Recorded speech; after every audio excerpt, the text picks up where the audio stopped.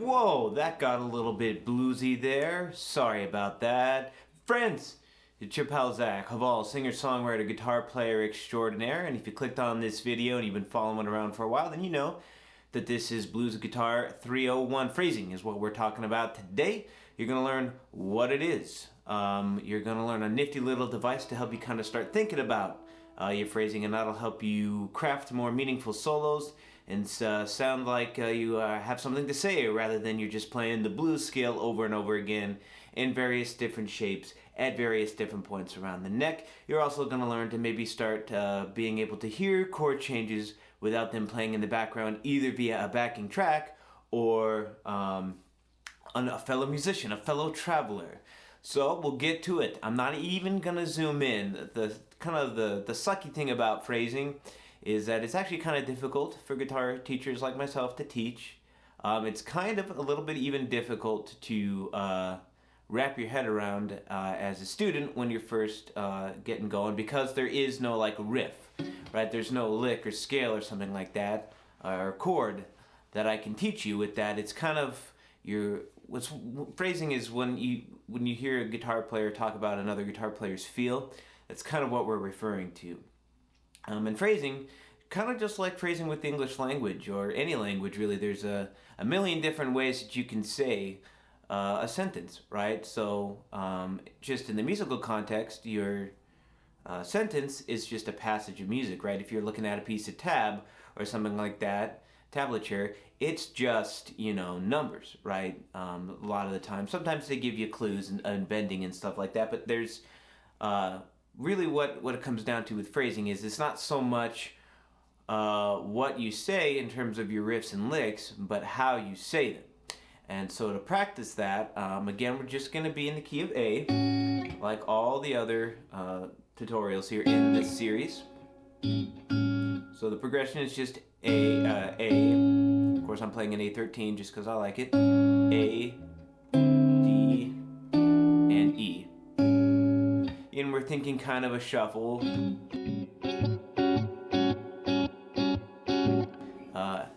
Kind of a shuffle groove there. And so the first thing you want to think about, or that I'm going to show you here, is it's going to be a bit weird. I'm aware of that, so kind of just work with me on this. But we're going to take a sentence. We'll just say, I love Dua Lipa, which is true. If you've been around here for a little bit on this channel, you know my feelings about Dua Lipa. I also made eye contact with my Dua poster over there. And at the time of me recording this video, she just released a new song. So I've got Dua on my mind. So I'm just going to take that sentence, I love Dua Lipa, 5 syllables, give or take, and we'll play that on the guitar, right? So I can, and we'll, start here in our home row, our main position of the blues scale.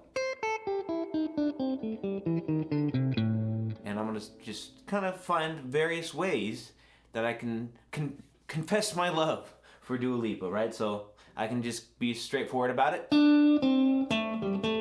Right? I love Dua Lipa. Or I can, be a bit more sexy about it. Go to like an Albert King, B.B. King type of situation.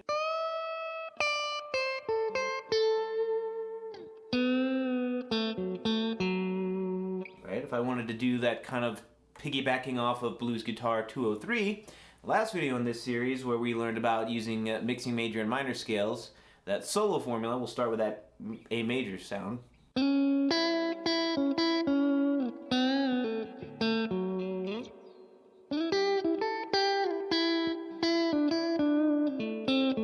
Right?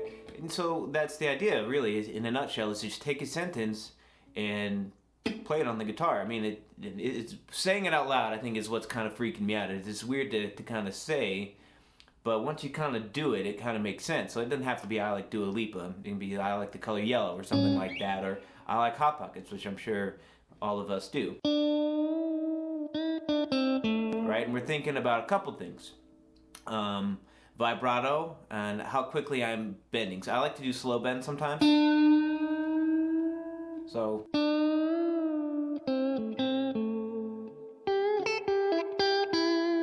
I'm just saying I like Dua Lipa all around the neck. And then you can even take that into like a whole conversation, right? One of the cool things about blues is this call and response type of music there. So I might say, right, I like Dua Lipa, and my friend can come in who's more of a Swiftie, and we'll go, but I like Taylor Swift. Right?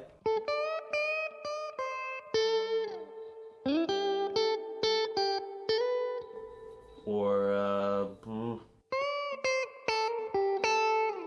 you know, just figuring out ways to have that conversation. So again, call and response. And again, I'm thinking that first 4 bars of the 1 chord here for this exercise. So,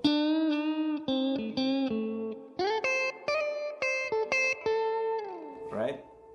That's just, I like Dua Lipa, but I like Taylor Swift more. And then when we're switching to the 4 chord there, again, one of the things you want to think about with phrasing is space. Like, one of the advantages I think that you have in blues in like a medium shuffle or even a slow shuffle, especially a slow shuffle, is that you've got a lot of space to play with to kind of articulate these things, you know. You're in no hurry. Right? I don't even have to play other notes. I can just do it with a bend. It's a little bit harder to hear all of the syllables in that. Sometimes I mumble though. Sometimes I slur my speech, especially if I've had a little bit too much to drink, if you know what I mean. And I believe that you do. Right? Or you can even just, you know, without a pick. That's kind of a cool hip thing. That would work. In any case, right, so you've got you and your friend talking about Taylor Swift versus, arguing the merits of Taylor Swift versus Dua Lipa. And your friend, another friend of yours comes in the room, and he likes Adele. And he thinks both of you are nuts for liking Dua Lipa and Taylor Swift respectively. So over Mr. D chord, the 4 chord, our friend Toby's going to come in and say, you guys are, Adele is where it's at. Let's just say that. No, I like that better. You guys are crazy. Adele is where it's at. Alright?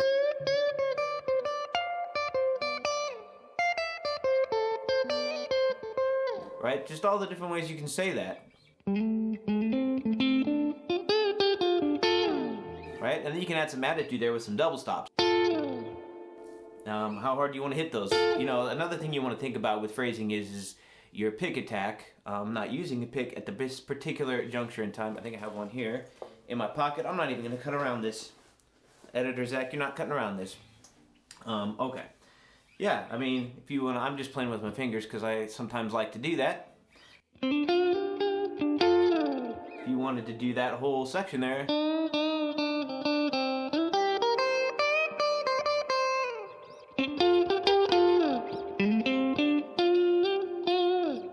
Right?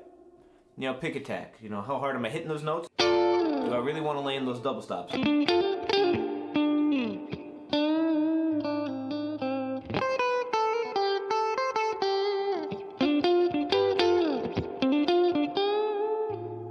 Right?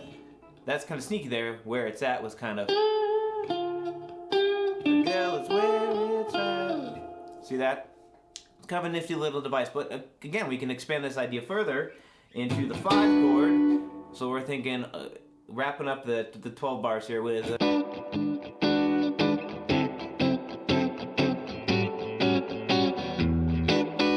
Something like that. So a 4th friend could enter this equation who's tired of all the racket and yell at you guys to shut up because you don't know jack. You better shut up, you don't know jack.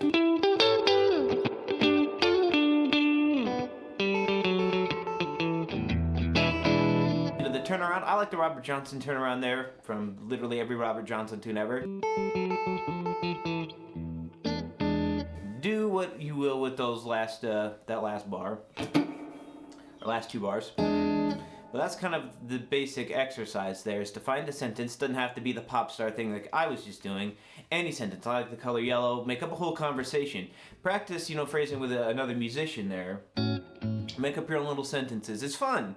You know, nobody said that practice has to be boring. It should be fun. And I thought that was a fun little way to teach that, to where you at least get the mind rolling there about. You don't have to just be so scalular. Hello, brain.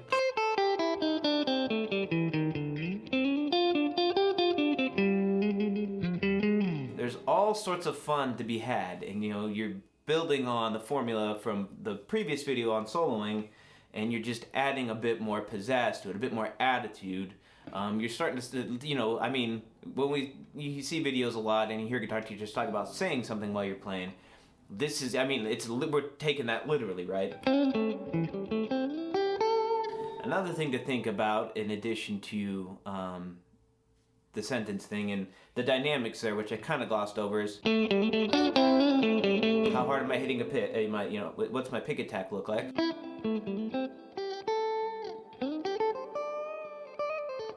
And I guess I would be remiss if I didn't say that, yes, if you're watching this and you're screaming at me here at the screen saying, Zach, diggity doggone it, isn't a lot of this, you know, dependent on musical context? And correct, it is. You know, you wouldn't want to be playing soft when the rest of the band is getting loud. You don't want to be over here whispering.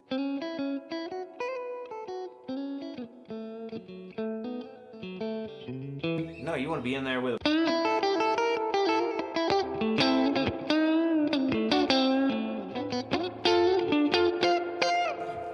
be in there with them, jumping and shouting, what have you, you know. And so it's a kind of an ebb and flow, but these are things to kind of good to practice. I mean, I'm just straight up, I guess I have my boost on from the Thorpe Effects of the Dane, but you could do this completely unplugged. And the reason I'm not doing this with a backing track is to also kind of get used to timing. One of the things that happens when you're jamming and you've got all these things going through your mind is you can start to anticipate chord changes rather than, you know, play through them.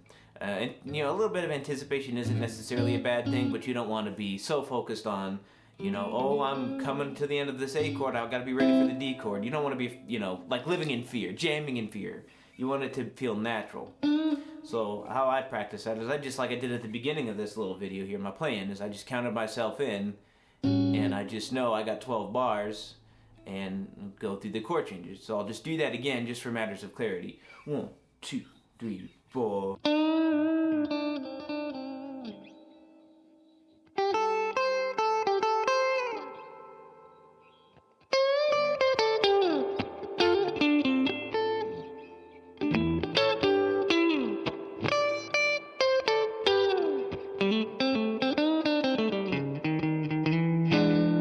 Kind of botched the ending there, but mistakes happen and it's okay. You know, it's okay to make mistakes. It's part of the learning process. So I didn't have any backing tracks there guiding me. I didn't have a bass or keys or anything like that guiding me where to go. I kind of just my own intuition there. And you'll notice I did get a little dynamic there. It started off kind of soft. And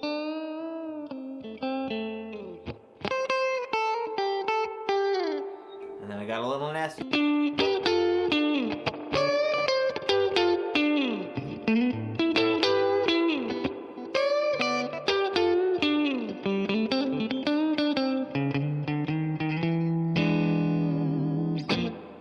So things to be thinking about there. So that would be my encouragement here. So just to wrap this, put a nice little bow on this phrasing lesson for you, is literally find a sentence and say it on the guitar. You know, I mean, think about all the different ways that you can say, hey, what's up to your buddy. You can say, hey, what's up? Hey, what's up? What's up? You know, you get all excited. There's, you know, you don't always, you know, you're not a robot. What's up? Well, maybe you are. I don't know. We're, you know, been watching a lot of interesting stuff on AI lately. In any case, yeah, just find different ways to say it. Loud, which I am when it comes to Dua Lipa. Or you can be a little bit more steamy. Basically what I'm trying to explain to you in so many words is that phrasing, if we're going to use, since I'm using the Silver Sky, I hope I don't get demonetized for this, if we use John Mayer, for example, phrasing is what turns this into this.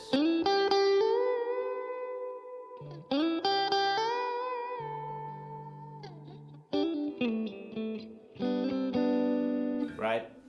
Because that's literally all it is. You could play those notes, but doesn't it sound a little bit sexier, more hip to go?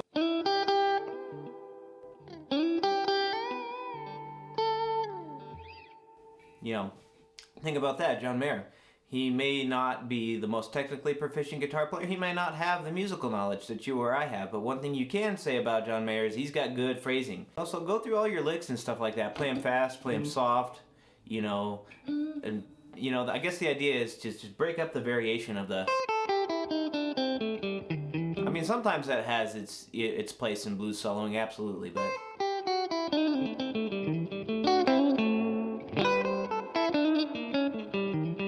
Got a little outside there. That's for a later lesson. I think you get the gist of this. Take a sentence, play it on the guitar, find various ways to say that sentence in various different keys, over different chord changes there, and then once you kind of got that feel down of where all those chords are coming at you and the timing for everything, then go and try to play it with a backing track, or then go to take it to the blues jam night, or with your, when you're with the troops, rehearsing with your guys and gals, brothers and sisters in arms at music time. When you're making sweet musical congress with your friends, ladies and gentlemen. I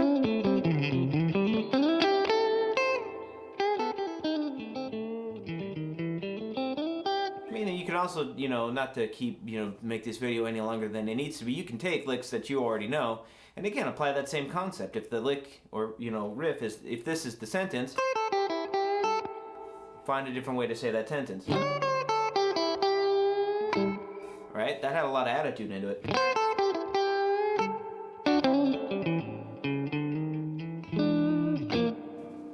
So I think that'll do it here for the 300. Again, I wanted to put this. It's wrong to do a whole blues course without talking about phrasing. It's